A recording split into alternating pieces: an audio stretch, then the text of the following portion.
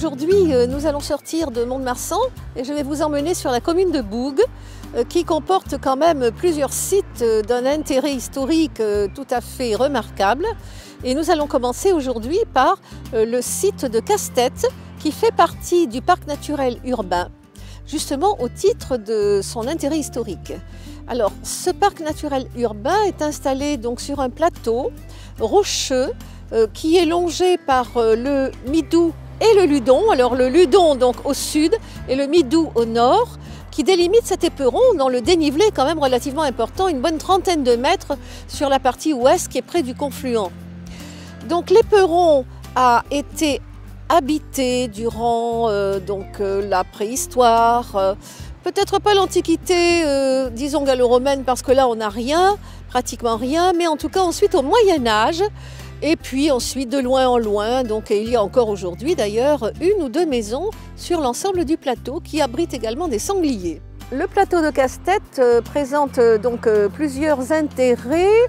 Celui d'abord d'offrir des randonnées pédestres qui sont aménagées avec un circuit court, un circuit long, un autre circuit le long du Ludon qui mène jusqu'au confluent avec le Midou.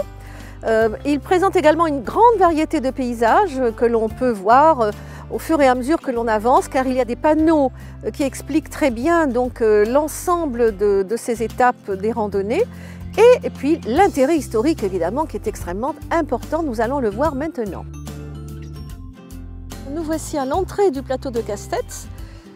On s'y rend en traversant d'abord le Ludon, auquel se joint juste un petit peu avant le Limac, qui est une petite rivière qui traverse également la commune de Boug. Et c'est un endroit absolument ravissant, d'ailleurs on peut entendre le clapotis de l'eau. Et par ailleurs, ce petit pont est le seul accès, c'est le seul accès direct au plateau, car le plateau est d'abord en pente douce, donc vers l'est, mais en revanche va remonter très rapidement vers l'ouest, avec ce dénivelé d'une bonne trentaine de mètres dont je vous parlais, et on le voit très vite quand on commence effectivement les randonnées.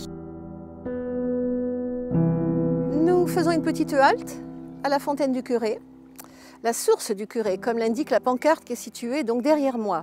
Cette source coule donc derrière moi et derrière cette barrière à partir de rochers qui se trouvent en arrière et que vous pouvez apercevoir. C'est une eau qui n'est pas particulièrement guérisseuse. En revanche, on sait que tout ce quartier-là venait s'approvisionner en eau potable à cette fontaine de façon très régulière, comme on le faisait quand il n'y avait pas d'eau courante.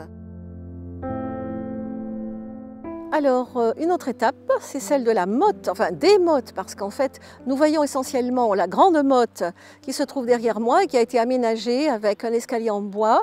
Et ensuite, sur le sommet de la plateforme, d'autres structures en bois qui permettent de voir, vraiment d'avoir une vue plongeante sur le village de Boug. Et de l'autre côté du chemin, une autre motte, mais qu'on ne peut pas voir là maintenant parce que la végétation a pris le pas très rapidement.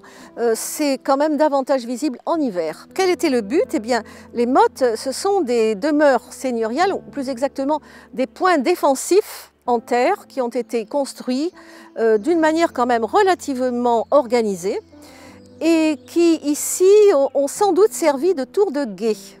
Et on le verra d'ailleurs quand on sera en haut, parce qu'il y a un creux au niveau de la plateforme et ce creux a sans doute reçu donc la tour en question. Alors quand nous sommes sur le belvédère, au sommet de la motte, on voit très bien l'église Saint-Candide de Boug et donc il y a une raison pour cela. On peut penser que cette motte est celle qui était à l'arrière, donc défendait en fait les abords de l'église, car l'église Saint-Candide possédait des reliques extrêmement précieuses. On en a plusieurs témoignages dans des textes et jusqu'au XVIIe siècle, souvent on était obligé à Mont-de-Marsan de prêter serment sur les reliques de Boug lorsqu'on avait commis un délit. Donc ces reliques généraient un trafic évidemment important, beaucoup d'argent puisqu'il y avait des pèlerins et c'est sans doute cette source de revenus en tout cas que les petits seigneurs locaux s'étaient appropriés au XIIe siècle jusqu'à ce que le duc d'Aquitaine fasse une sauveté de ce lieu, mais enfin les petits seigneurs ont quand même mis 20 ans à déguerpir. Bien, nous voici arrivés au bout de notre périple. Comme vous le voyez, le plateau de Casse-Tête est splendide et recèle de très nombreux coins, paysages, endroits d'intérêt historique, et vous regarderez les panneaux qui sont implantés tout au long de ces trajets. Au bout du trajet, le confluent Midou-Ludon. Le Ludon donc à ma droite, qui est votre gauche, et ensuite le Midou donc à ma gauche, qui est votre droite, qui se rejoignent juste derrière moi. C'est un paysage absolument magnifique. Et je voudrais remercier non seulement l'agglomération du Marsan qui a quand même mis tout cela en valeur, et aussi monsieur Christian Senet, le maire de Bougg, qui depuis presque 25 ans a œuvré pour faire connaître le patrimoine de sa commune, et il y est bien parvenu.